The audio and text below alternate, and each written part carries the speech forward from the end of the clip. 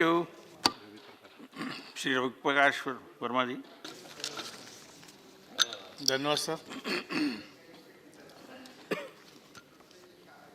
Madam वित्त मंत्री, विवाद से थोड़ा गर्म पानी विश्वास तक समाधान विधेयक लाई हैं का गर्म पानी। और हम सब लोग इस पर चर्चा कर रहे हैं। सर, बजट स्पीच में भी तो चिंताएं व्यक्त की गई थी। सरकार ने बहुत ही एम्बिशियस टारगेट्स सेट किए हैं और उसके लिए माननीय वित्त मंत्री जी की जिम्मेदारी है कि वो पैसे का इंतज़ाम करें। आपको 5 सालों में लगभग 103 लाख करोड़ रुपया इन्वेस्ट करना है। हर साल आपको 20 लाख करोड़ रुपए की ज़रूरत है। लेकिन जो रेवेन्यू टारगेट्स हैं, जो रेवेन्यू रिलाइजेशन है, वो चिंताजनक है, बहुत कम है। और यही आपकी सबसे बड़ी दिक्कत है कि किस तरीके से वो रेवेन्यू टारगेट्स आप पूरे करें, जिससे कि बजट का जो भी कार्यक्रम है वो उसी हिसाब से चल सके जैसी योजना बनाई गई। सर, ये बात अभी अश्विनी जी कह रहे थे कि बजट टारगेट्स हर साल बढ़ते रहे हैं, लेकिन प्रोडक्टिविटी भी बढ़ती रही। प्रोडक्टिविटी एक बड़ा इश्यू है और आज की तारीख में इस बात से हम लोग चिंतित हैं कि पूरे इकोनॉमिक सिस्टम की प्रोडक्टिविटी धीरे धीरे डोलड्रम्स में जा रही। एक वो बत्तख थी जिसकी कहानी हमने सुनी थी, सोने का अंडा दिया करती थी और वो खुशियों का कारण भी थी। लेकिन परिस्थितियां ऐसा बन गई हैं कि लगता है उस बत्तख को ही हलाल करना पड़ेगा। अब आगे उससे जो सोने का अंडा मिलता था उसकी गुंजाइश कम हो जाएगी। आपने अपनी विशेष योजनाओं के तहत लगभग 38,000 करोड़ रुपया रियलाइज किया है। लगभग 1,89,000 केसेस निपटाए हैं। लेकिन अभी भी जो आपकी डिमांड खड़ी हुई है वो 9.32 लाख करोड़ रुपए की है और 4,83,000 केसेस पेंडिंग। बहुत बड़ा काम बाकी। जो हमारा कलेक्शन सिस्टम है उसकी जो एफिशिएंसी है उसकी भी कॉस्ट होती है। जो आप पैसा रियलाइज करते हैं, इकट्ठा करते हैं डायरेक्ट टैक्स के माध्यम से, उसकी भी एक कॉस्ट है। और जो सिस्टम हमारा काम कर रहा है उसकी एफिशिएंसी का मूल्यांकन करने की ज़रूरत है। सच्चाई तो यह है कि जो आयकर विभाग है वो खौफ का पर्याय बना जा रहा है। स्पेशली जो ट्रेडिंग बिजनेस कम्युनिटीज़ हैं वो इस बात को बहुत गहराई से महसूस कर रहे हैं।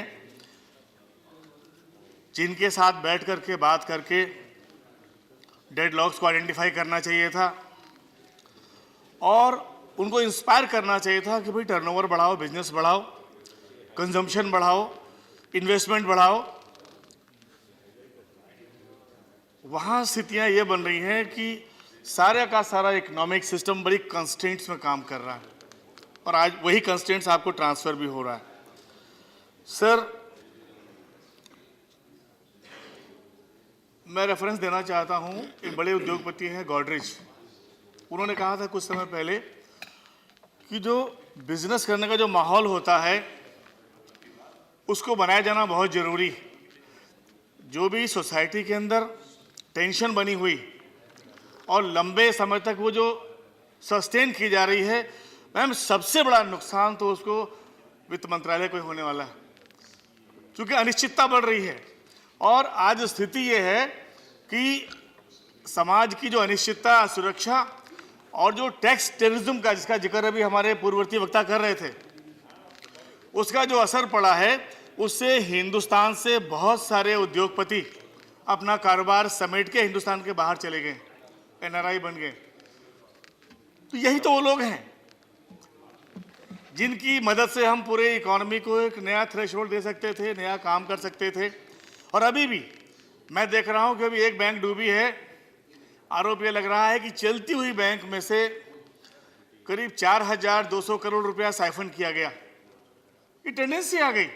अभी जेट एयरवेज के बारे में सुन रहे थे कि जो उसके प्रोमोटर्स थे उन्होंने भी उसमें से पैसा साइफन किया। बहुत सारी बड़ी बड़ी संस्थाएं काम कर रही हैं, फाइनेंशियल इंस्टीट्यूट्स हैं, उनकी हालत एकदम से खराब हो जा रही है और टेंडेंसी ये बन रही है कि जो जिम्मेदार लोग हैं उसके अंदर वही लोग उसमें से पैसा साइफन करके बाहर भेज रहे हैं। मुझे लगता है ये चुनौतीपूर्ण परिस्थितियां हैं, ये बहुत ही चुनौतीपूर्ण परिस्थितियां हैं। एक तरफ जब आप ये समाधान लेके आ रहे हैं, इस kind of peace mill solution, अभी आपने कुछ लोगों को रियलाइज किया है, लेकिन आप कानून बनाना चाहते हैं कि बहुत सारे केसेस जो पेंडिंग पड़े हुए हैं उसमें से भी रिलेशन हो जाए तो आपको कुछ पैसा मिले जिससे कि बजट को आप पूरा कर सकें। लेकिन ये स्थायी समाधान नहीं। मैंने आपसे बताया कि जो मुर्गी, जो बतख सोने का अंडा दे रही थी, उसको जिंदा रखना बहुत जरूरी है, क्योंकि अगर आप उसी तरीके से काम नहीं करेंगे और बतख को ही हलाल कर देंगे तो आगे के रास्ते बंद हो जाएंगे। मुझे इस बारे में कहते हुए थोड़ा अफसोस भी है कि आयकर विभाग और ईडी, अब इनका काम खाली रिलेशन करना नहीं है, अब ये पॉलिटिकली भी इस्तेमाल होते हैं। सर मैं क्लोज कर दे रहा हूं 2 मिनट के अंदर। ठीक है, वो घंटी भी ठीक नहीं बज रही जी। सर ये बहुत चिंताजनक परिस्थिति है, मैं मैडम का ध्यान खींचना चाहता हूं। बाकी मुझे ये कहना है कि 2016 जो फाइनेंशियल ईयर 2016-17 है, विमुद्रीकरण हुआ था, उसमें उसके बाद डिमांड्स जनरेट की गई थी। पहले तो कहा गया कि पैसा जमा करो, और जब लोगों ने पैसा जमा किया उसके बाद नोटिस गई। खेती तो नॉन टैक्सेबल होती है, उसके बावजूद भी हमारे यहाँ किसानों को भी नोटिसें गई और डिमांड जनरेट की गई। और उसके बाद में जो पूरा प्रोसेस चलता है, आप अपील करिए, आगे बढ़िए।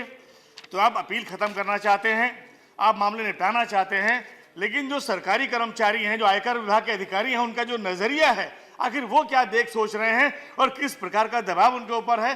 खेती तो नॉन टैक्सेबल हुआ करती थी, किसानों को भी नोटिस दी गई, तो इस बात को आपको गौर करना पड़ेगा कि दबाव क्या था। जी सर रवि प्रकाश जी, सर पूरा कर लीजिए। मैं सर क्लोन कर दे रहा हूं। हो जाएगा सर जो टैक्स इंपोज किए गए थे उस पर ब्याज जोड़ा गया था, और अब ये कहा जा रहा है कि ब्याज डिस्प्यूट है उसको 25% जमा करके आप जो है ऐसा पूरा पैसा जमा करा दीजिए।